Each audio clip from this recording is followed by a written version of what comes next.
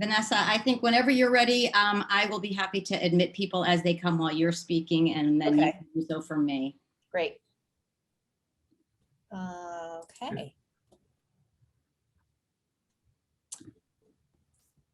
One second. All right, well, we're going to begin, and hopefully more people will continue to join. Welcome to ProCon 2021 and to our first of 2 wellness fitness peer community sessions. This is client or raving fan, the only options. My name is Vanessa Way, and I'm Chief of Staff at JCC Association of North America. Before we begin, I want to do a few housekeeping notes. You might notice this session is being recorded. We understand some people don't wish to be recorded. In that case, you may turn off your camera, but we really encourage those of you who are comfortable to stay visible so that we can all feel like we're together. If for some reason this is not the session you intended to join, please return to Spot Me and select a different session. We aspire at JCC Association and with our JCCs for every person to feel they belong, and that we want them to feel that they belong at ProCon 2021. So we're working hard to build inclusive spaces in which people all feel welcome, respected, safe, and fully included. To that end, we encourage you to consider the following suggestions as we begin our time together. The first, which I've put in the chat, is to invite you to rename yourself with your name, your agency, and if you're comfortable, adding your preferred personal pronouns. We've also enabled closed captioning, and if you have the option of turning it off if you want. There's a button at the bottom of your toolbar, so you can turn it on or off. And please reach out to me in chat during the course of the session if there's anything we can do to enhance your learning and to help you during this session. With that, I'm excited to introduce Audrey Edwards, who I know many of you already know. Audrey is Health, Fitness, and Wellness Director at the JCC Greater Boston, where she's worked for more than 2 decades, which is hard to believe because she looks like she's only 2. She consults with JCCs to help them identify areas that need improvement, implement membership and onboarding best practices, plan renovation projects, and implement programming to increase ancillary income and growth. In 2017, Audrey was awarded the Chuck Bronze Lifetime Achievement Award by JCC Association of North America, which is given to someone in the JCC field who exemplifies the qualities of leadership and dedication to the JCC movement, and who has worked to help and support others in the movement. Audrey, the stage is yours. Thank you. Welcome everyone to our first peer community session. Matt is going to present to us in just a few minutes. I have a little bit of housekeeping that I have condensed, and I promise to talk fast because Matt has way more important, or I shouldn't say more important, has other important information to share. What a year it's been. As I looked through the roster of everyone on this call who signed up for the fitness wellness track, I was really, really proud. Since March of last year, I've had the privilege of working with so many of you, whether it was on Zoom, whether it was on our group calls through JCCA over the summer. And I'm blown away by what an incredible group of professionals you are. Talk about pivoting. How quickly we began finding ways to offer programming to our members and keeping our communities well and connected. So kudos to all of you. I am proud to be working alongside you and look forward to continuing it. I'm gonna go through, so this ProCon, as I've said on the pre-session and as Vanessa will probably mention again, is 100% paid for by the sponsors that have sponsored the ProCon for 2021. In years past when we've met in Orlando, I think total for all the tracks and all the businesses and JCCs, there were maybe 500 or 600 people. There's over 3,000 people attending over 3 days. So it's really quite an accomplishment. I strongly encourage you all, at the end of the day, I want to say it's 5 o'clock Eastern time, I will double check, but the vendor hall opens. If we were in Orlando, we would be shopping, we would be schmoozing, we would be visiting with the vendors. please do it virtually. These people are our thought partners. They have supported us and given us more than just financial support for this conference, but have really helped lift us up over the past 13 months. I'm going to read off a list of the sponsors. I won't go into great detail about any of them because I know that you will get more information when you visit them in the vendor hall. So the list of vendors for the fitness and wellness track, by the way, we have more vendors than any other track, and we have the third largest cohort that signed up. You can tell I like a little bit competitive. The sponsors of this event are Free Motion Fitness, Les Mills, Precor, UPace, and Vapor Fresh. So now that we know who's sponsoring us, I'm going to turn it over to Matt. Matt has requested that all questions wait until the end. He will answer all questions at the end of the session. I encourage you to write them in the chat throughout the session. Vanessa and I will be managing that, and we'll have plenty of time after Matt speaks for a Q&A. So let me tell you a little bit about my friend Matt. I'm going to start at the end of what his bio says, and I teased him a little bit about this before the session. Matt, one of Matt's greatest qualities and accomplishment is that he is a husband and he's a girl dad. And if you follow Matt on social media, neither of those will surprise you. Matt is a partner at the Ford Athletic Club in Oceanport, New Jersey. He has spent 10 plus years in fitness leadership with an emphasis on member engagement, programmatic solutions for personal, group training, staff education, retention, and team culture. Matt is an international presenter and educator, a member of the IDEA World Personal Trainer Committee, and former president of NERSA. Matt has educated as an adjunct professor teaching kinesiology, anatomy and physiology, exercise technique and prescription. He holds a master's degree in sport and exercise psychology and is a certified exercise physiologist. I'm done. Matt, it's all yours. Thank you. There's 2 more pages. Yeah, I know. I'm cutting them out. All right, that's fine. Let me get into presentation mode. And if Audrey, you can give me a thumbs up that everything looks good on your end for the screen. Perfect. Yes. So welcome everybody to the ProCon. I have to tell you, I'm extremely excited to be here. This is my first solo presentation. Oh my goodness. I mean, probably over a year. A lot of what we've been doing in the speaker realm has been panels or webinars with groups of people, but this is my first solo production, and no better place to do it, no better topic to discuss than this one right here. So before I even get into the title of this, a huge thank you to the JCCs of North America for having me. I've been able to look into the mission of the JCC and the work that all of you are doing, and it's really awesome. I'm inspired to be able to work alongside of you. I consider all of you colleagues, as we are all trying to do the same thing, which is to help others to lead and live a healthy, happier, and more prosperous life. The next piece is Audrey. I wouldn't be here if it weren't for you. So I thank you so much for being able to give me this opportunity. Just let me know where to send the check and I'll make sure. So, let's see if it's gonna click through. There we go. So Audrey just went through my background and bio. So let me kind of give you a little bit of what that looks like. So I was very fortunate to start my career as a personal trainer as soon as I graduated. I did my undergrad at Penn State, got into the health and fitness field because, like so many of you out there, I wanted to be able to help other people. For me, it wasn't just about helping people. I've always considered myself to be an educator first. Audrey had mentioned that I ended up getting a master's degree in exercise psychology, which led to working as an adjunct professor. For those of you in New Jersey, I was an adjunct at Rowan University in South Jersey. So some of you may have gone there or are familiar with it. But I was very honored to be able to do that once I had wrapped up my master's.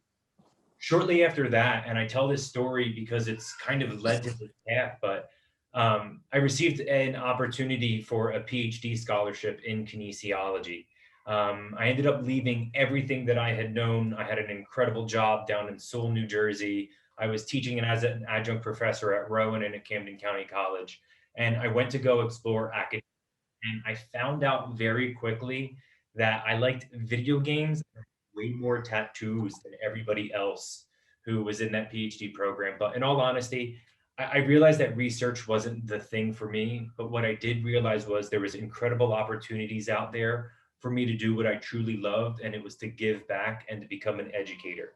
So here I am today, absolutely honored to be able to speak to all of you. And as they had mentioned, should anything come up today, you have a question, you want to have a comment, please hit the chat. Let's make this as fun as possible, and I'll be more than happy to answer them at the end. So, as she mentioned, I would never do a presentation without including what my inspiration is on a daily basis, but that's my wife, Megan, and my beautiful daughter, Madison, who is almost 19 months. And if I didn't include him, he gets extremely jealous, but that is our dog Bear, who we named Theodore Bear. So yes, he is a teddy bear. Oh. All right, so getting into this whole topic of client or raving fan, I've spoken on a variety of topics. I've done personal training sales, I've done customer service and experience, I've done leadership. I have to tell you, my favorite presentation to give is this one on raving fans. And many of you are probably already questioning, wow, is this guy serious? And what a nerd.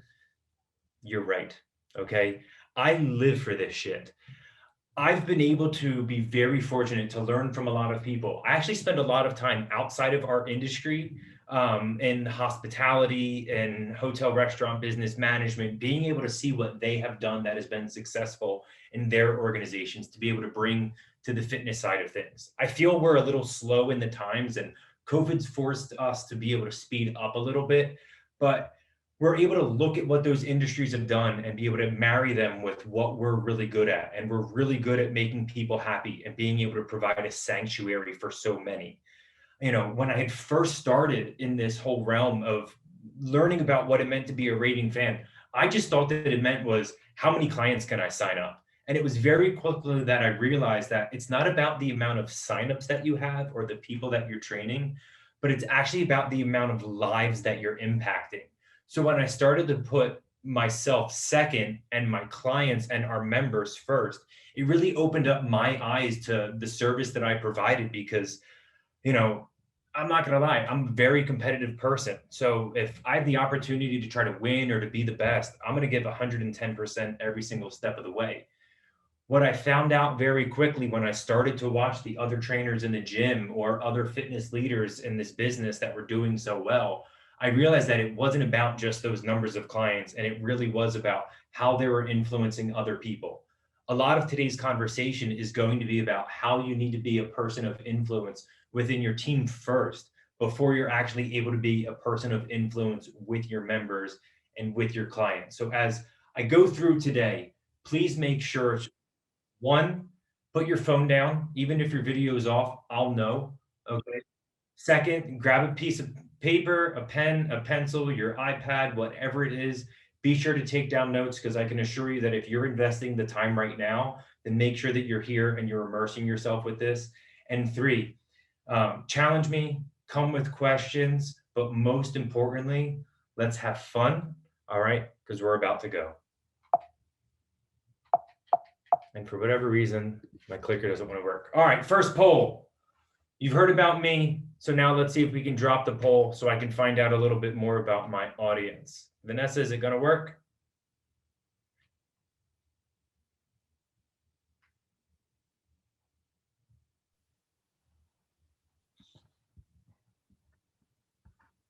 Maybe not.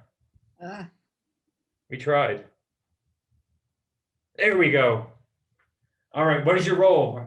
Please fill this out for us. Personal trainer, manager, membership, or other. All right, lots of training managers, some trainers, lots of others. So Audrey, who are our others? There could be, that's a good question. let us know if you're, what other, it could be sports and rec coordinators. Okay. There could be people who are group fitness instructors, Pilates instructors, help me team. Great.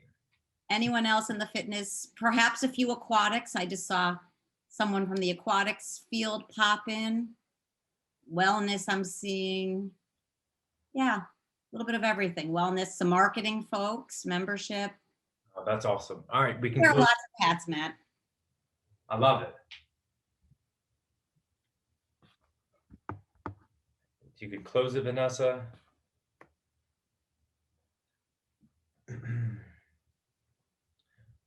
Well, it's good to see the other in training manager ended up taking the cake.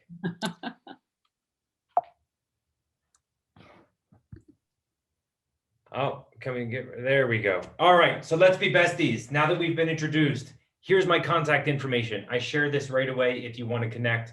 So there is my email, there is my Instagram. I am new to Clubhouse, but I have absolutely been loving the platform, and I usually spend about an hour to a day being able to contribute. And then if you would like to search for me on LinkedIn, it is Matt Wright. So if you do end up connecting with me, please just shoot me a message. Let me know that we have met via today's ProCon. So let's do the.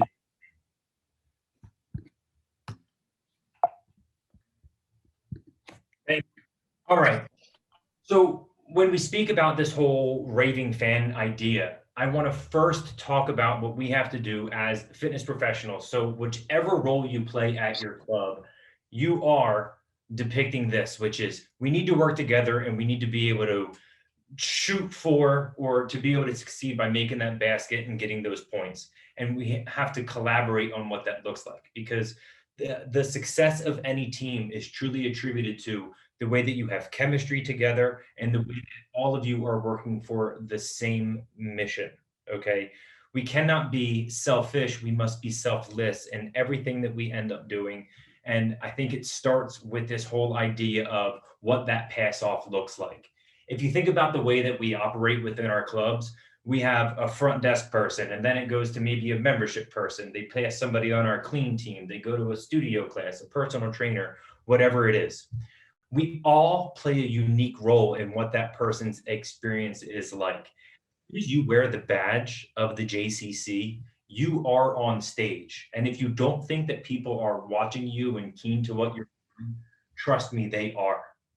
Every day you show up for work, you are selling and you are helping to retain those members and those clients. What's so important is it's really an ecosystem. And if you don't have one piece of it, it can get slid off track. And what I hope to do for every single one of you today is to really be able to pull you all together and to be able to help you onto what that next step is going to look like. The first step, and oddly enough, if you can see it, this is actually tattooed on my forearm. But the first step is the concept of building bridges, not barriers, with your team. I mentioned earlier about there was this front desk team, the studio team, the instructor team, the aquatics team, and so on and so forth. One of the first bridges we realized that we had built was one within our own organization, and we stopped really having each team and conjoined to one team. And we became either what was referred to as the fitness team or the member experience team. We found that by being able to build that bridge, it immediately got people to realize that you were working for more than the roles and responsibilities that were in your job description, and that you were really working for each other.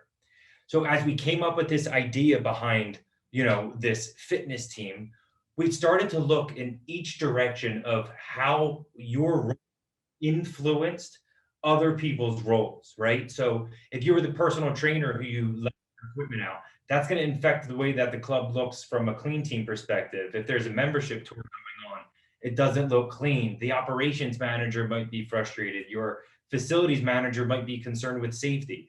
That's one little thing about leaving a resistance band or a dumbbell on the floor that actually has a huge impact on what the business is. So in order to be able to break down these bridges and these barriers, you have to think of what are some of the best ways to work together And the first thing that you can do is, it's as easy as start looking at the job descriptions and the roles and responsibilities of other people on your team and say, you know what? I never realized all that they did, because there's a lot of this finger pointing sometimes in the fitness business. But like they say, every time you point your finger, there's three pointing right back at you. So you have to be able to hold yourself to a higher standard. And when that standard is met and everyone is consistent, that's when true poetry can be made at the fitness facility or your club. The next idea about being able to work together and build this bridge rather than a barrier within your team is a concept that I refer to as test driving the car. So for all of you trainers out there, if you could use the raise your hand feature that's under there, is raise your hand if in the past 30 or even 60 days, you have gone on a membership tour with one of your membership advisors, consultants, whatever they're called. Raise your hands for me. All right, I see 3 coming through. Any more?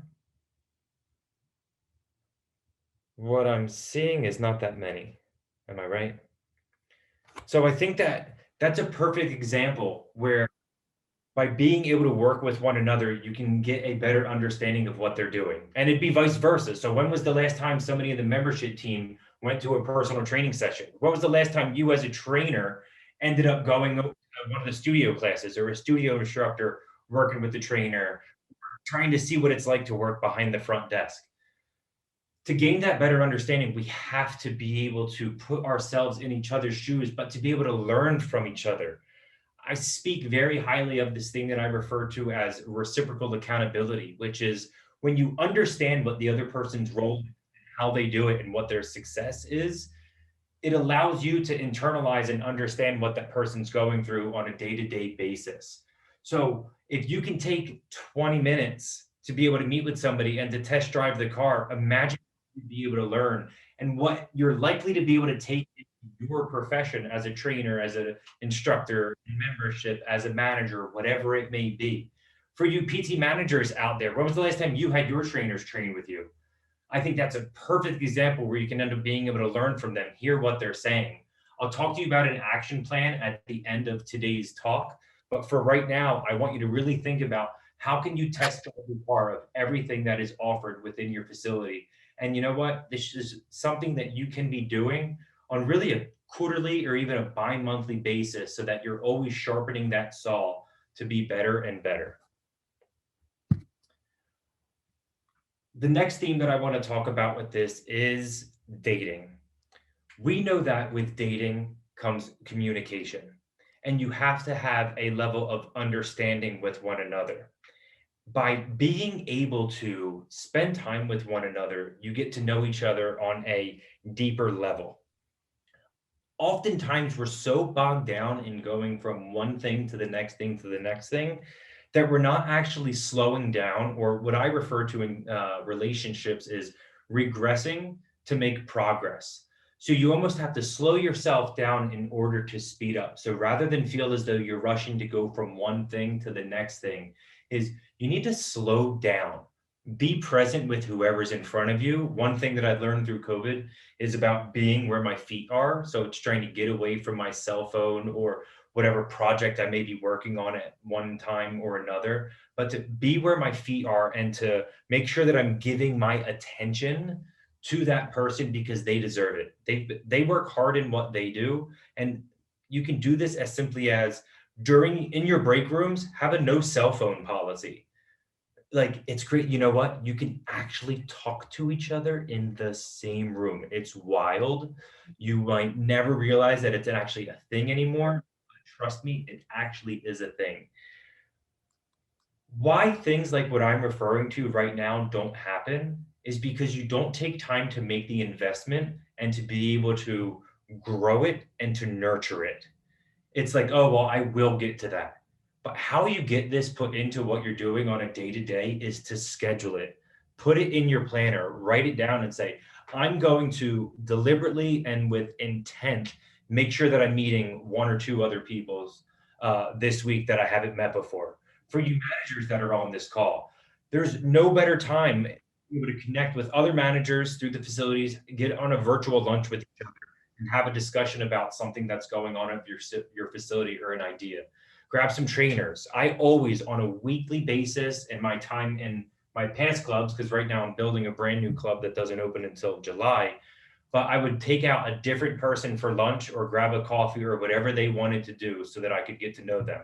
And I made them my focal point.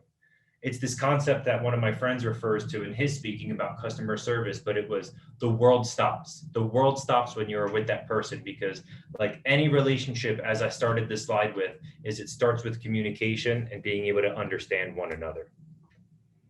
The third piece to discuss here is the AAR, which is the after action report. All of you work together and all of you do a phenomenal job, right? You work for the JCC, you're here with an incredible mission that drives you on a daily basis. You have people who are educated, who are passionate, and people who want your success more, if not as much as you do. The after action report is something that you add to the end of your week to review your successes and your areas of improvement in your business, okay? Some of you may be using this. Oftentimes, I don't hear as many people doing this because they're not investing the time into it. But the idea of the after action report is to review your KPIs, so your key performance indicators, but not just your KPIs, what went well this week, what needs to be improved, but also to really just collectively come together and say, all right, what did we do? How can we get better? And do you have any ideas? So if you come up with this after action report, because all of this, once again, is helping us to build those raving fans, which is one, you have to have a leader for your after action report. There needs to be somebody who's in charge that's going to be a moderator, because there has to be a person who's going to keep the balance of the room. Second, you only really want to focus on one or two topics at a time that you're trying to grow and develop on.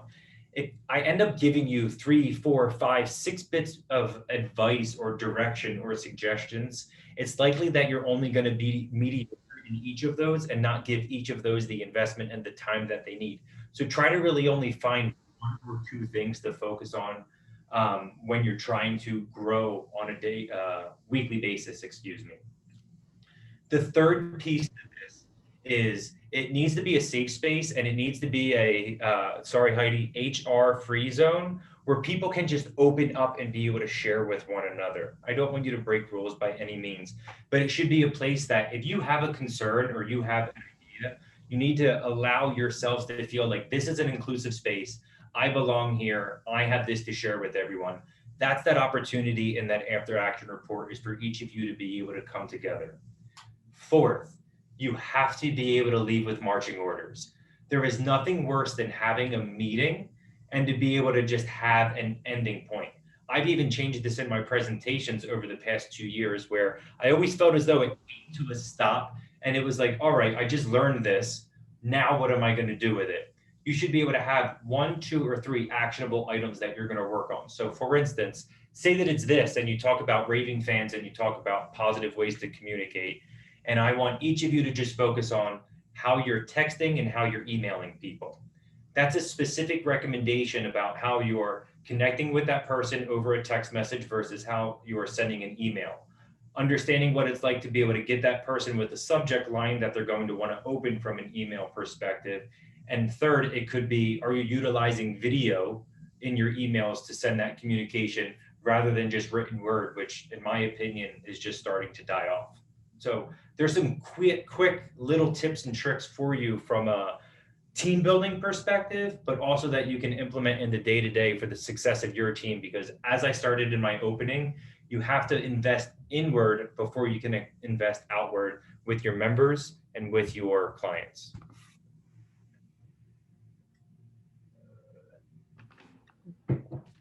Okay. Each and every one of you, without a doubt and with no uncertainty, likes to be made to feel special. We all do, right? If you think about places right now, and let's see if we can pop it into the chat, but in the chat, I want you to drop a place that you feel you go to, a clothing store, a restaurant, a coffee shop, whatever it is, a place that makes you feel extra special. Drop it into the chat for me.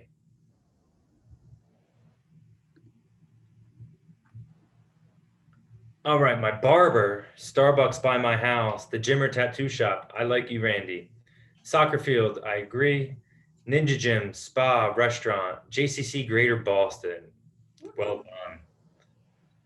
Local candy store on a first name basis, local run specialty store. All right.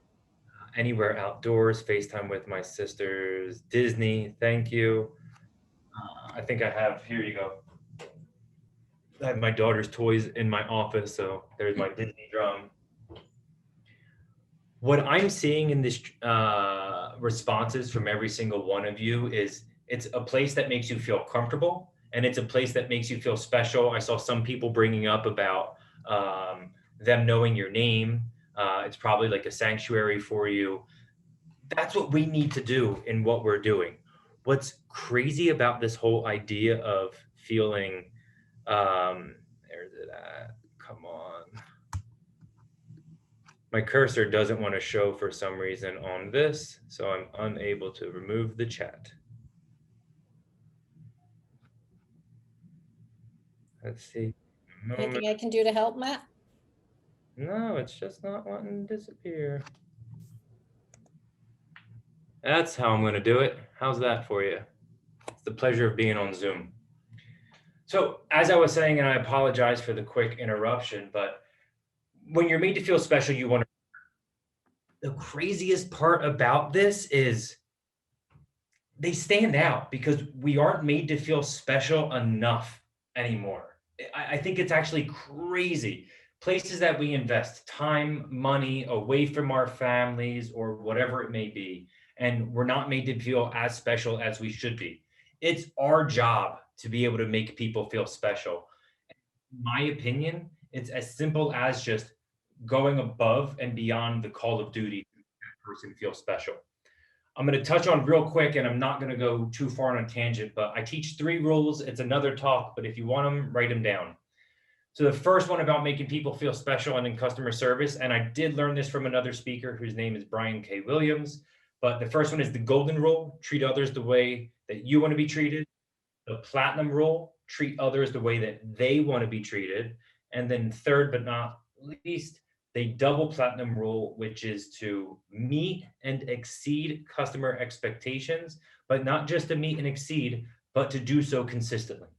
Whenever I think of references and examples for this specifically, like many of you dropped, I always bring up Disney, I bring up Apple, and then I bring up Starbucks, because one thing I can tell you is that my Starbucks here in Shrewsbury, New Jersey tastes the same as it does in Paris, France, because I've had it. And there we go. So as we think about our customers and what we're trying to do from a service standpoint is they're coming to us with either wants or needs. Oftentimes wants are physical things. It could be they want weight loss, they want to be able to go to the gym, they want to be able to repair an injury, want to be able to look better for an event that they have coming up. So it's more of a physical attribute. A need, on the other hand, is typically more of an emotional attribute. So it could be that they need to feel better because of a health concern that they have. It's a need because they could have just found out that they were pre-diabetic. It's a little bit more of an emotional connection to that person from a want and a need standpoint. For every single one of you, I could go through an exercise that says, what was the last thing that you purchased? And you say, oh, I just purchased a Theragun Mini. I don't know. This was the thing that was on my desk. Okay. Well, what was the want with this? The one was I wanted to be able to check it out because I wanted to see what percussive was all about and to see if it was going to help with me from a recovery standpoint because I'm still playing soccer. However, my need to me was my body at 36 isn't recovering as well as it once did. And I feel as though this is what's going to be able to help me to continue to play at the level at which that I do. I'm always going to be able to come up with some sort of want or a need for why I needed to be able to make this purchase. Okay. Oftentimes we have to be able to ask the questions of whether these people want it or need it. Many people shy away from asking them, but if I'm here working with Vanessa and Vanessa tells me that she's trying to get biceps outside of her, bigger than her head, there you go. Great flex, by the way. Um, I want to ask her, Vanessa, is this something that you want or you feel that you need? It's difficult to ask that question from time to time, but it allows that person to internalize their response with you and really think about why they shared with you what it is that they're looking for. What follows up to this want and this need is what their on cursor. Thank you. Heartstring is. People purchase because of wants, needs, and heartstrings. Your heartstring is what all of us talk about these days, which what is the person's why? What is the emotional connection to the buying decision? If I use a reference of, I want to lose weight, the person's want to lose weight could be because they put on 15 pounds during COVID. They need to lose weight because they're noticing that their weight gain has caused them to be sluggish, have less energy, and they're not able to be as productive at work. However, the heartstring to all of that is they've noticed that their self-esteem and their self-worth is starting to decline because they've seen all of these things start to happen and pull them backwards. It becomes a want, it becomes a need, and it becomes a heartstring. So when we ask people through tours, through intakes, whatever it may be, we're never looking for them to answer the first question that we ask them. Rather, it's the second question that we ask them of what we're really looking for. So if I ask what your goal is, you might give me a surface level goal, but I'm trying to peel the onion and to get a little bit more granular in finding out your response and why you're really there. I know when it comes to selling memberships, selling personal training, or selling whatsoever, it always comes down to value. And the only way that you can get that person to understand real value in what it is that you offer is to make sure that you provide them with an individual specific, customizable, approach. So we have our want, our need, and our heartstring. As we're having these conversations with prospects, members, clients, you name it, you should have light bulbs going off in your head. These light bulbs are going to be key words, phrases, it could be wants, needs, or heartstrings that they mention of why that person either needs to enroll into the gym or why they should come to a class or enroll with a personal trainer. So if somebody brings up injury, that's a light bulb for me. Somebody brings up they have past experience with a trainer, that's a light bulb for me. Somebody brings up that they've been wanting to do this, that's a light bulb for me. What you do with those light bulbs is the most important thing that you can do next. So make sure that as you're getting this information, that you're writing it down. I keep my iPad with me at all times to be able to keep my notes so that I can see, and refer back to people. So if I go on and I meet with Andrew and Andrew's telling me, that he had this injury and he's worried about re-injuring, that's something that's sticking out to me that I need to be able to focus on when it's time for me to give a professional recommendation or a pitch to him. By no means is it scummy. I'm just trying to deliver a solution to a problem that Andrew has come to me with by being able to listen and to be attentive. One thing that another trainer that I've done a lot of work with would always share with the trainers in the room was that you have 2 ears and 1 mouth for a reason, and you should always be listening more. And I think that how you listen allows that person to understand that you are hearing them, but that you're there to be able to help them in whatever their situation is. So oftentimes these light bulbs that go off, as I had shared, which is there'll be wants, there'll be needs, and there'll be heartstrings. But please use the power of 3 when you're writing these down, because when we get to the recommendation at the end, you're going to want to have an X, a Y, and a Z. We can talk all that we want. I could speak like an exercise physiologist. I can BS till the cows come home. But unless you get your members and your clients to understand how much you care about them, you could do anything in the world. And so as we shift from building our team and being able to figure out these wants and these needs and these heartstrings, it's important for us to talk about the importance of communication with those prospects, with our clients, with the potential members who we can serve and to be able to enroll into our programs. The first element that I want to discuss with you is an idea of calling planting the seed. How do we plant the seed for the services that we provide? So what I like to do immediately when I work with somebody, and I preach to all the trainers that I've worked with at my clubs, is to use a simple phrase, which, as your trainer. Jessica's at the top of my screen, so I'll use this as an example. All I can see is your forearms and biceps. Jessica, give me a good flex if you can hear me.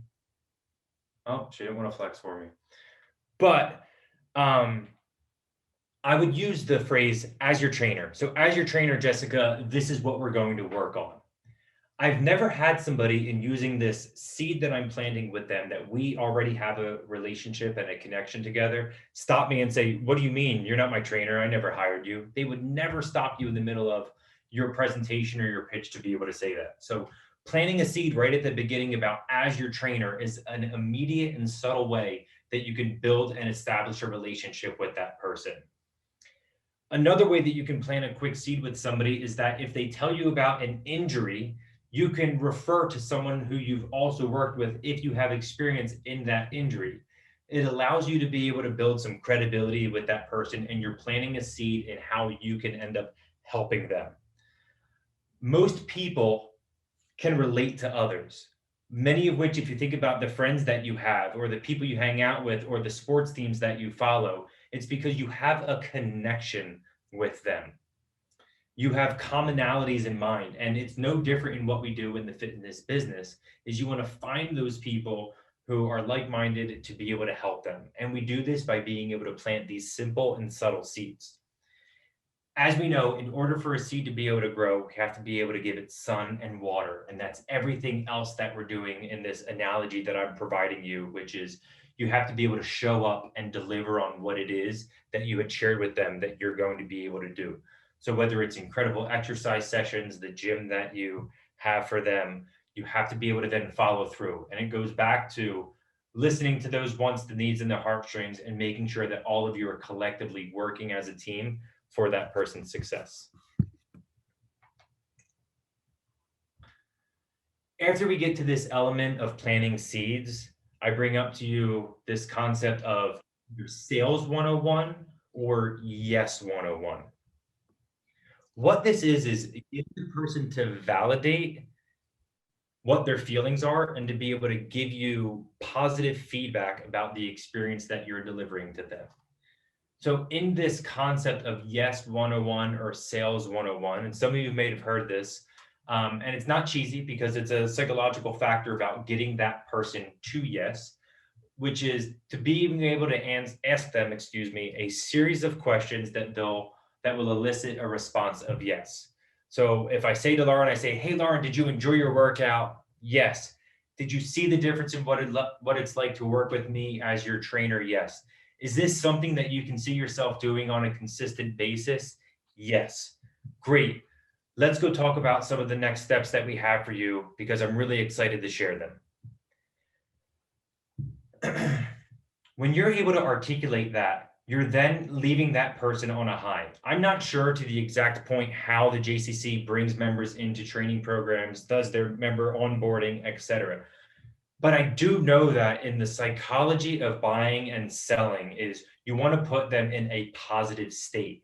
You want to make sure that you're guiding and directing the conversation so that you're not restricting to an open-ended question that may actually be a detriment to you rather than something that's going to be a positive for you. So when you know that you can ask those questions that are 95% chance going to give you a yes response, you know that you're getting that person in that right buying mindset, but that you've also succeeded on what you're trying to accomplish as his or her fitness professional.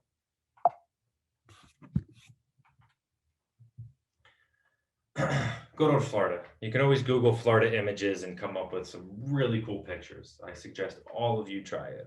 So this next communication strategy or what you can implement when it comes to trying to get this person to be either a client or a raving fan is to use what we refer to as a forecast. So if I'm forecasting and I'm speaking to Audrey, something so subtly that I could include in there, say that this is in the very beginning and during a consultation, and Audrey goes, my knee's really been bothering me. I can simply respond once I listen and hear everything out about that injury. I can say, Audrey, imagine what it's going to be like in 4 or 6 weeks when we've been able to work together and you're on a consistent program that can take into account your busy schedule, your travel, and your extremely hectic work life. When you forecast, it gets that person once again to start to see that pathway that you're providing for them. We're in the business of selling programs, not sessions. So I'll get really close. Programs, not sessions. Okay. People aren't buying sessions from you. People are trying to buy a program. And the programs that we sold pre-COVID, all right, are gone. We have new programs that we need to be able to inject all that we do as health and fitness professionals. So we need partnerships. We need to be able to have other people who are going to be able to help them to be able to see what we can actually provide. Because you're not just buying 1, 2, 3, 4, whatever sessions or hours with me a week. You're enrolling in a program with me that I'm going to be there to advise and guide you every step of the way.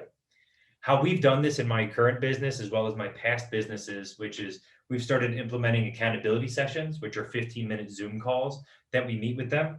Every single trainer has to send a newsletter to every client, but they also have a similar letter that goes out to any prospect or person that they had met with.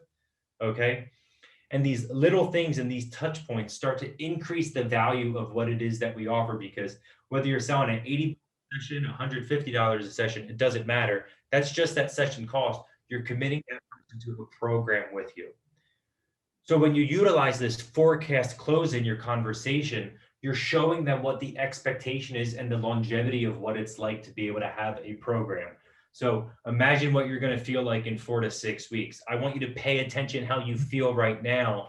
Imagine what it's going to be like once we've been able to get some sessions under your belt.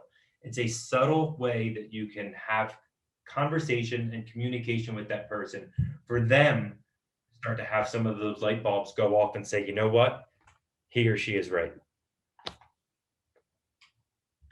The last one that I bring up, and it's probably the one that I use the most often, but I'll also say that I really use a hybrid of each of these in my approaches, which is the concept of you said you. When you're starting to be inundated with information from the conversations that you're having, you're learning a lot about this person, okay? You're writing down light bulbs and you're learning about their health history, their exercise history, what they like to do for fun, relationships they have, exercises they love, motivation levels, experience with the trainer, you name it. We then have to take this information and then use it to our advantage. And I promise that that's not a scummy thing when I say it, but use it to our advantage when we help them with our recommendation or for us to provide a solution for their problem. Because that's what we're doing is people are coming to us with a void. We're delivering them a solution for a problem. I want to lose weight. I want to be toned. I have an event coming up. I'm afraid of this injury. I had this injury. I want to look better, feel better, move better. I want to sleep better. Whatever it is, we're there to help them try to figure out a way for them to be able to be successful. How we go about utilizing the you said you principle is you can bring it up at the beginning of a session, the middle of a session, or even at the end of a session. But most importantly, it has to be specific to that person, and you have to be able to pay attention to what it is that they shared so that you can show to them that you've been listening and that you heard them. So if somebody brings up to me at the beginning of the session about, I don't know, my shoulder injury that's bothering me, I want to be able to repeat back to that person. You said that you were concerned about your shoulder injury. This is why I've designed this program to be able to help you. You said that you were concerned about re-injuring yourself. That's why we're taking it this way for this exercise program. You said you were concerned with the weight that you gained. You said you were tired of feeling fat. I can say this over and over again, but what I'm doing is I'm taking the words that whoever it was sitting across from me had shared with me, and I'm delivering it back to them to show them that I have an understanding, but for them to also validate within themselves, right? This becomes a reminder and an affirmation to that person. Like, you know what, you're right. I love to be able to utilize this when I get to know in my sales presentation, because I could be meeting with Kelly and Kelly says to me, I really don't think that's something for me right now. I'm really just busy. And then I can reply back to her and say, well, Kelly, you said that you were most concerned about your schedule. And by being able to be more efficient by working with me 2 or 3 times a week, I believe that's how we're going to get you to where you want to be. You shared with me that, your kids have taken over your life. Let's make sure that we get you on a program that's built around your schedule and takes into account everything that you're looking for. How's that sound? They become informed, okay? And you're making sure that it's specific to that person's situation. The more that you can pull in, all right, the light bulbs, or as I sometimes refer to them as ammunition for you to be able to use, the more that person's going to understand that you're there for them and you're doing the things for the right reasons. So being able to think of planting the seeds like as your trainer, or to use a forecast and be able to build it, it's going to be, imagine what it's going to be like. People get excited about that. But to also use reminders and affirmations like the you said you principle, that's going to help you put that person into that better state and to help them across the finish line. Because as it's called, they're either going to become a client or they're going to become a raving fan. So let us get into closing.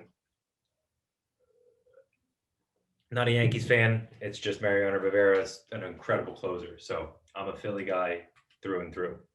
I didn't want to put Mitch Wild Thing Williams up there because probably a lot of you wouldn't know who that was. As we get into closing, and this is the home stretch, all right, of today's presentation, I want all of you to realize that what we've been doing this entire time is selling.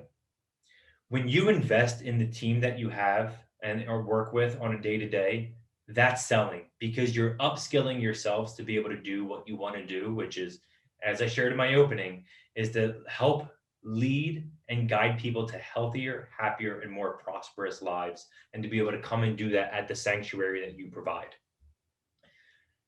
You also have to understand that sales isn't a curse word. We're sold to all the time. Open your social media right now. Every 4th post that you see is a sponsored ad. If you don't believe me, go check it, but please wait until after the presentation. We're being sold to constantly. And just because we're in the fitness business doesn't mean that we have to worry or be any different. Sometimes we're looked at as in the realm of car sales. Far from, all right? I've had great car sales experiences. I've had horrible personal training experiences. It doesn't matter. But what we do need to make sure that we're doing is that we are working towards giving this person an individual specific, well thought, designed program and professional recommendation for them. Thank you. So I have, I think, 2 or 3 closes that I'm going to hit you with right away. The most common close that you'll hear from a lot of these personal training experts out there is that you have to make it a this close. It's the, Audrey, this is the program that's best for you. Are you ready to go? They call that the assumptive close. You only hit them with it's a one thing only. It's either a yes or a no. I don't push it as much. Some people will say, well, Matt, your approach seems a little bit soft. I don't care. People don't like to be told what to do. And I want to empower the person who I've just spent 45 minutes with, an hour with, however long it's been with. I want to empower them to be able to make the buying decision that's best for them. So if I'm meeting with Vanessa and I'm saying, Vanessa, based on everything that we discussed today and about your concerns with your injury, wanted to be able to lose the 10 pounds before bathing suit season, and also because you have your niece's graduation coming up, this is why I feel the program is going to be best for you. Being able to train 2 or 3 times a week aligns with what you're looking for from an exercise commitment standpoint. And your program is going to be broken down into an A and B or an A, B, and C workout. I also am going to be able to provide you with homework and additional solutions to be able to guide you down your path. How's that sound? I quiet up and Vanessa's like, holy shit, this guy is freaking awesome. Yes, after she says this guy is freaking awesome, but I made it specific about her situation. I'm coming off the cuff with a lot of these examples, which is sometimes hard for me to do, especially when there's 100+ people in a room. But it shows that I listened to her and I was attentive to her wants, her needs, and her heartstrings. I'm going to pause. For all of you who are in this right now, I want you to think about how all of this goes together. Like a successful business, being able to enroll people into memberships and personal training and any service that you want that person to do takes all of these pieces, because if you skip some of these steps, you're going to have clients and you're not going to have raving fans. But by being able to take into account these personal and specific recommendations and listen to them and to work for your teammates before you work for yourself, that's how you end up getting those raving fans. We all in the fitness industry strive to be the Cheers of fitness, which is a place that everyone knows your name. All right. I know Audrey likes that and the Boston team likes that, but it's the truth. Okay. What's up, John Daddis? I know John Daddis. So as I say this is give them the approach of the this or that. We call this the which close. Which option is best for you? I love to be able to close with the Vanessa, how's that sound? I allow her to internalize everything that I've said. So if she's like, I don't know, that seems like a pretty big commitment. And I say, well, Vanessa, you already talked to me about that. You need something that's going to be both effective and efficient. That's the program that I want to deliver to you. What you'll all also realize at this point is I've never spoken about money this entire time, because she's not going to miraculously go, oh, only $80 a session. In that case, sign me up. Because if you can't get them to see the value in the program that you're selling to them or offering to them or the solution that you're providing, it's going to be really difficult to be able to try to sell from a number. The next sell strategy is the hot button. The hot button refers back to a light bulb, which is what's something that you're hearing that's a hot topic for this person. You know, if they keep bringing up their triceps, right? People call them bingo flappers, whatever you want to say, okay? They might keep referring back to their bingo flappers or calling themselves fat, or that they need to tone, or my daughter's wedding, or my husband's retirement, whatever the situation may be. Utilize it to your advantage in your communications. So if you're doing an exercise and the person's talking about, they kept talking about weight loss, teach them compounds, right? Teach them about how they're going to be utilizing more muscles, and the more muscles that you use, it's going to end up using more your body's energy system as compared to if they were doing single joint actions like triceps or leg extensions or whatever else they're going to do. Utilize those hot buttons to your advantage, because you know that that's a heartstring or a potential need for that person. So utilize it throughout the session. Utilize it in the beginning, utilize it during your training sessions, whatever it is. Utilize it in your pitches. Utilizing Vanessa as the example once again, if she keeps referring back to this injury, I'm just going to say, like, look, Vanessa, the worst exerciser is the injured exerciser. You just made this investment in being a gym member with us, and you want to make sure that this isn't going to be another throwaway membership for you. I want to be the difference with you, and we are going to be able to do this together. How's that sound? I'm trying to build that bond and that relationship. It's kind of crazy when you think that some people are quick to pull out their credit card for like $1,000 or $2,000 after they've met you for like 45 minutes. But it's not, because you're selling them on what you can do as a health and fitness professional. And the biggest gap that you have in selling is typically the one between your ears, and it's your own self and your own hurdles that you have to overcome.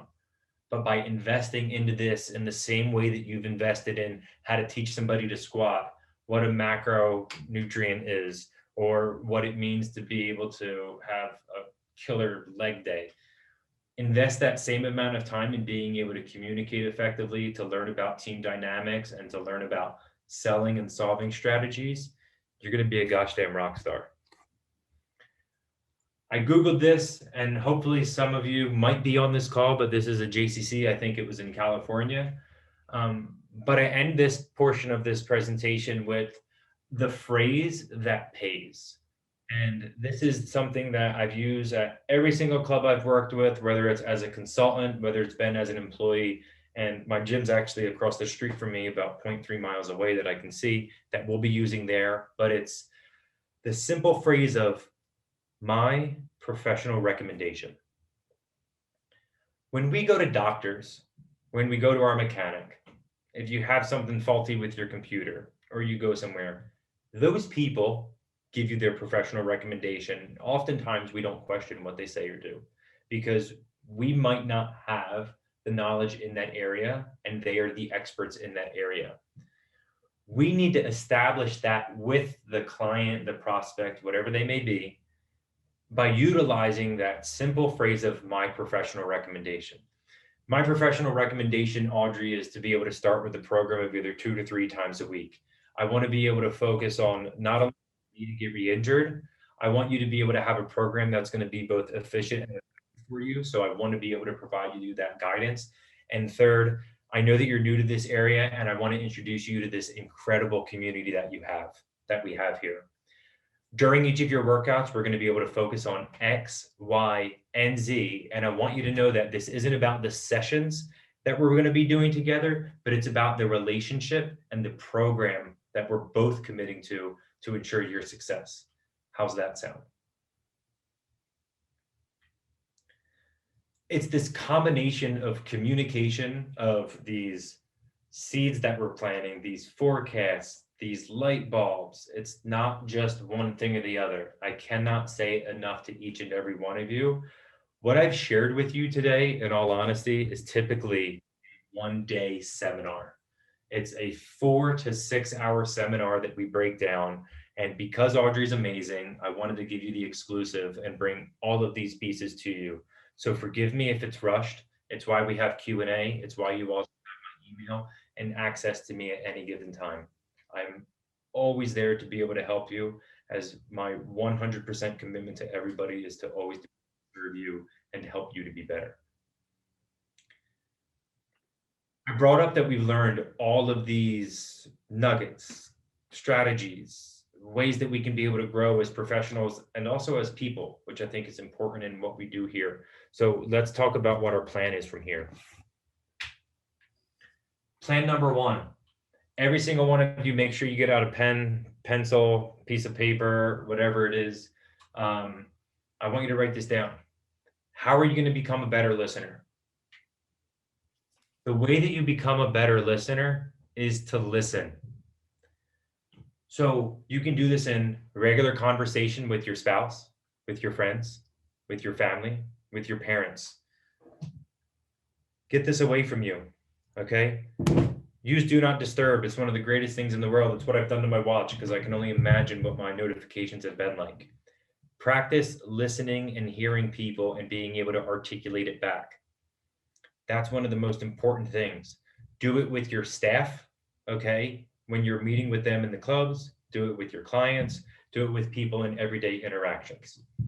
There are exercises that you can do on the internet where you listen to a story, for example. It could be as simple as the 3 Little Pigs, and to be able to actually learn or articulate back everything that you had heard. It's a simple process, but it allows us to be better at what we do.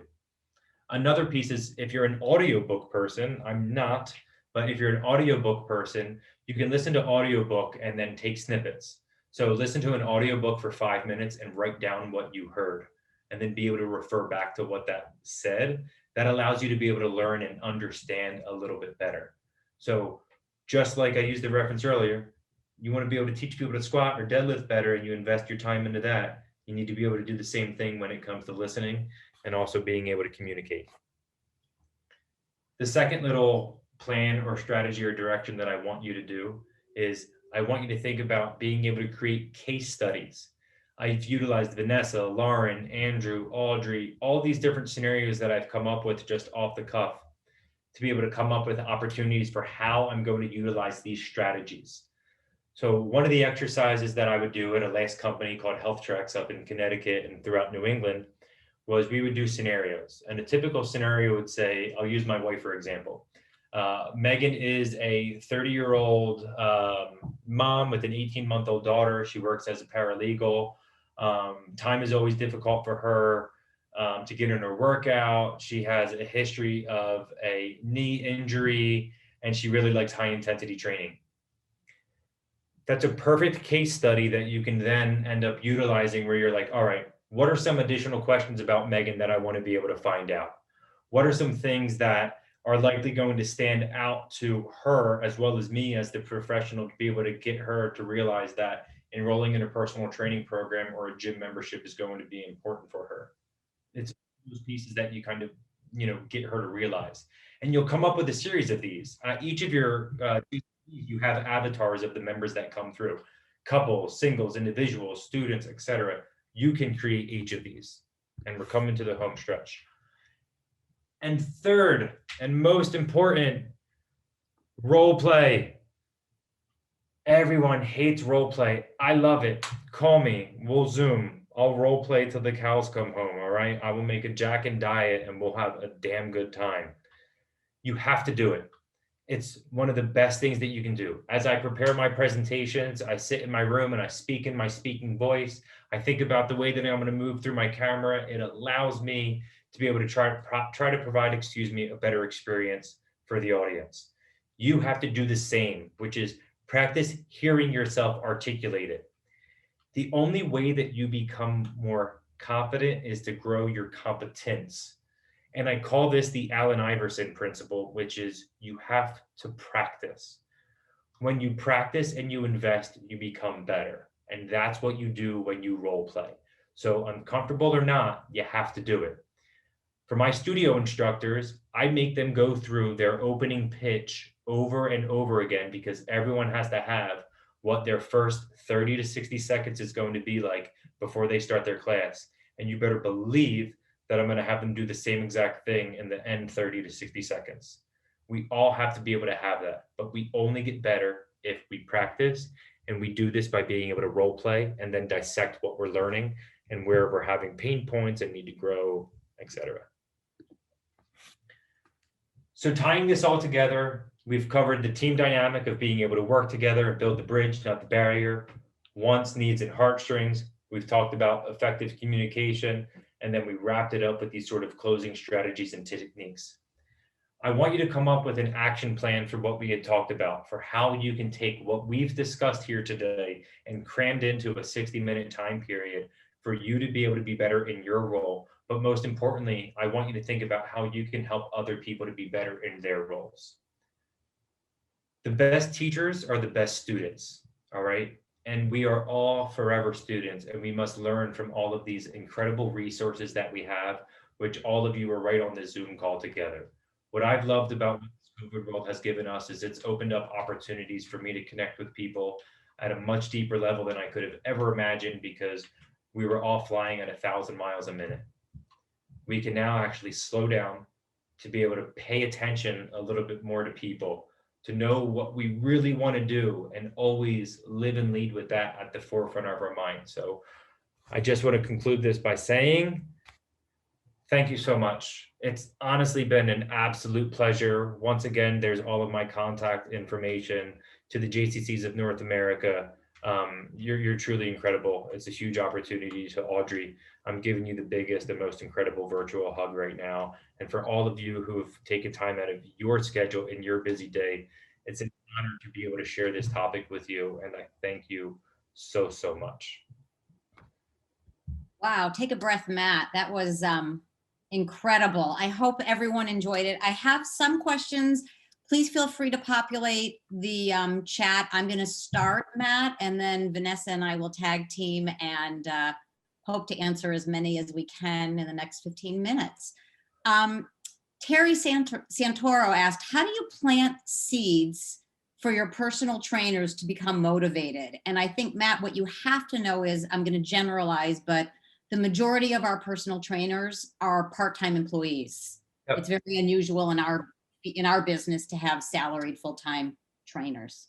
So a couple things. So first, part-time should never mean part-time effort, and that's part of a hiring strategy. So you have to consider that and understand what that person wants. If you can't coach them or to motivate them, get them off your team. I don't care. All right, get them off your team. They're just not worth it. They become vampires, suck the energy out of the room. So send them the book, The Energy Bus. It's like the simplest read in the world. Also send them the book, Raving. I think it's back here in my library somewhere. Maybe it's in my iBooks. But send it to them, have them read it. You can't force motivation onto people, but have the conversations about what their goals are and how you can help them to get to what those goals are. I think that's probably the most important thing, is to be able to have some guidance and direction for how you want to coach them. What we're doing and I'm very fortunate that I've learned a lot of this stuff before I'm building a brand new club, which is we're putting everybody on career paths and career tracks. We're also doing what we refer to as the Four Athletic Clubs University. So we're doing life skills, financials, we're teaching technology, we're teaching communication, we're teaching writing, we're teaching public speaking. We're really getting people to understand that we're more than just a gym, that we're, an organization that they can actually grow a career path with. And you don't have to be doing that JCC wide to be able to have some cool team meetings where you start to talk about some of these things. I see it being a future of the fitness industry. I don't think everyone's going to latch on, but the top 20% will. It's a huge opportunity for growth. So I hope that answers your question, but I'm sorry, but I'm one of those people that I don't have time to motivate you. We got stuff to do. Totally with you. Kat from JCC Rockland, love to hear your opinion about the methodology of getting a brand new person to do an orientation, to even consider training, and should the objective always be to sell packages or possibly just member retention? Good question, Kat. So I mean, that's the whole concept of the whole raving fan or client, right? Is they're either going to buy a package or a program. Please, programs, not packages. Everybody go change all of your marketing. All collateral. All right, program, not a package. Different talk, but it's the ABCs. You have to attract, build value, and then you combine, conclude, and then close that person. So what are you doing to attract your audience? Is it introductory sessions? One of the most basic ones that we would always do was a fishbowl, where we would say enter to win 3 personal training sessions. All right, we'd get 50 names, 100 names, whatever it was. We'd pick one winner, and every single person who put their name into the fishbowl, they'd get a free session. All right, I see you, Kat. You're bobbing your head now. I can see it now. Thank you. But that's a very, very simple one that you can insert to people. But you have to think of what your drip is. You're probably hitting people. So it's right here. Gary V's jab, jab, jab, right hook. Most people in fitness business were just trying to go for the right hook.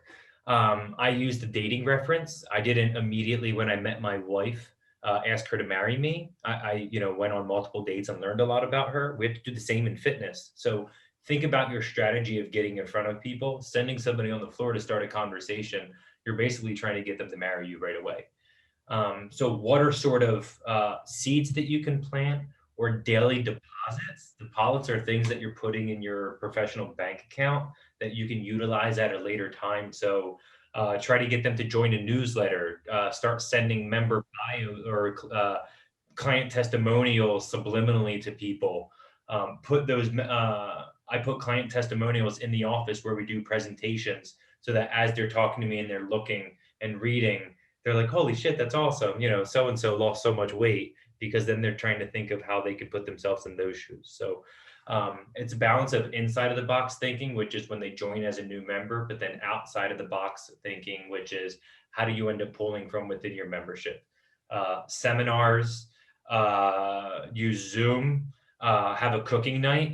Matt Pilla, if I said it the right way, he's an incredible chef. He'll hold Zoom cooking night for everybody. He'll do waffles, he'll do ramen, PB&Js. But that's a unique way that you can bring everybody together through a technological channel to be able to see, and you're just doing it as a free because not other clubs out there are doing it. Does that help, Kat? It does, it does. And my follow-up to that, I don't want to be too greedy with your time, but just how much interaction you personally have with the membership base, or do you really rely on your staff to do the most of it? Or, and I don't know, am I asking for an exact percentage? But I'm just curious about how much you plant the seeds directly versus the other way around. When I come out of my tower on my magic carpet, you mean? Yes, that's the one. I don't work in an office. I work on the floor. I have an office, but I do LWBA or LBWA, leadership by walking around. So my whole idea is to be there to support, not to, they call it either to seagull or helicopter manage. Helicopter manage is like you're whirring around. Seagulling is you come in, you take a shit on them till the next time you come in and you take a shit on them, which doesn't ever work. So I go in there and try to show them through my knowledge, my skills, my abilities, how to do it. But you're really there. Like I think of like a front of the house manager at a restaurant, or if you're at an event, you're there to just be whatever it is that you need to do. So if you're a manager, you're the front desk, you're the clean team, you're the swim instructor, you're absolutely everything. So I hope it answers. How I do that also is I do all my work between 12 and 3 or 11 and 3. That's when I sit down. I also don't check my email every single morning either. I immediately, if I'm going in, I'll either do it at home so that it doesn't interrupt me. A personal thing that I do is, this is my Panda planner, and every hour of the day from the time that I wake up to the time that I go to sleep is planned. Similar to like a budget, I tell my day what I'm going to do rather than my day telling me what I have to do. So it provides me the focus and the direction. My wife can hate it from time to time, but it has helped us quite a bit. And don't get me wrong, like every single day, 4:30, except tonight I have to watch Baby 4:30 because I know, but every night 4:30 to 7:30 is always Megan and Madison. Thank you, Kat. Great. We have so many more questions, and unfortunately we run out of time. I'm getting from Vanessa. We've got some, it's all right, we have to wrap. I would encourage everyone to reach out to Matt if you have any additional questions that weren't answered, or if in watching this video later, something else triggers, you're always more than welcome to reach out to me. And I can also tell you that tomorrow at our Ask the Expert session, some of these questions will be answered, and we're going to dive a little deeper into these topics. So please join us tomorrow. Vanessa, I will turn it over. Thank you, Matt. You are amazing. Such a treat, such a gift for us to have you as part of our team today. Now I'm going to go make a drink. I don't even care. That's the last important thing I had to do today. Good. Vanessa, I'll turn it over to you. So Philly, that's right, Dave. Thank you, everyone. I just wanted to just do a little quick housekeeping at the end. First of all, I want to thank I want to thank our sponsors. I've put their names here in the chat, and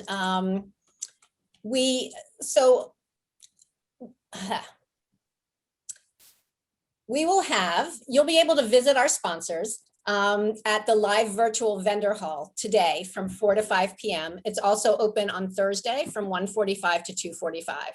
So during these times, free motion fitness, Les Mills, Precor, U-Pace, Vapor Fresh will all be available for live and engaging and informative sessions. And you'll have an opportunity to ask face-to-face questions with representatives and inquire about how their products and services can best help your JCC.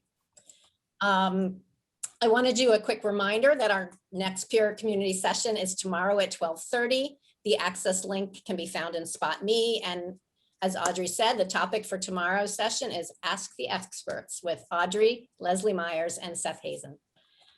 You can also check your agenda for a little bit more information on that session.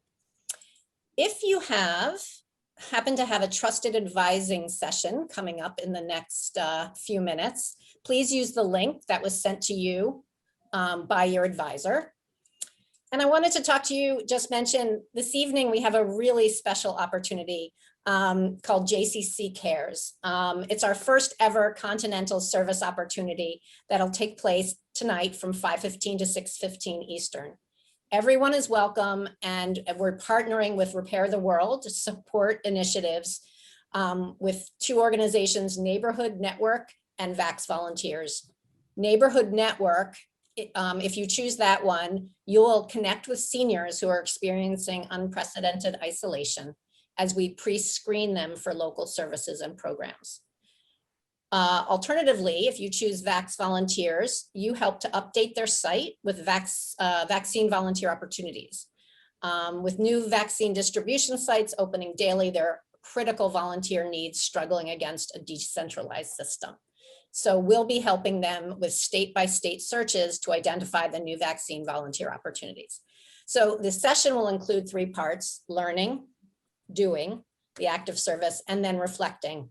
Again, it's scheduled for 60 minutes. There's an option to extend if you want to do more. But whether you choose the Neighborhood Network or the Vax Volunteers, please join us this evening for this really important work. And finally, I wanted to bring your attention to tomorrow morning before our peer community session. Check in at 12 p.m. Eastern Time, 9 a.m. Pacific, to connect with your colleagues and kickstart your day with a mindful motivator. You'll log on for 15 minutes to set your intentions for the day and prepare to bring your whole self to your full day at ProCon or at work. After a brief welcome, you'll be able to choose from one of several mindfulness opportunity breakouts, including meditation, movement, goal setting, journaling. And these sessions are sponsored and will be led by instructors from Les Mills. With that, I want to thank Audrey and Matt again for an awesome session and for all of that very important information, and look forward to seeing all of you tomorrow at 12:30. One last thing I just want to throw in, if you all go to the platform, there is Vanessa, you're going to have to tell me the right name, but there's a function to chat with one another and connect. That's the one thing that, as fabulous as this is, it's the one thing we're missing by not being in person. Reach out to one another. I've been doing this for a very long time, and some of the best thought partners and friends and colleagues that I have made have been at the PC, and we worked together for years and years and years, and there aren't many decisions that any of us make without running it by one another. So reach out to me, reach out to one another.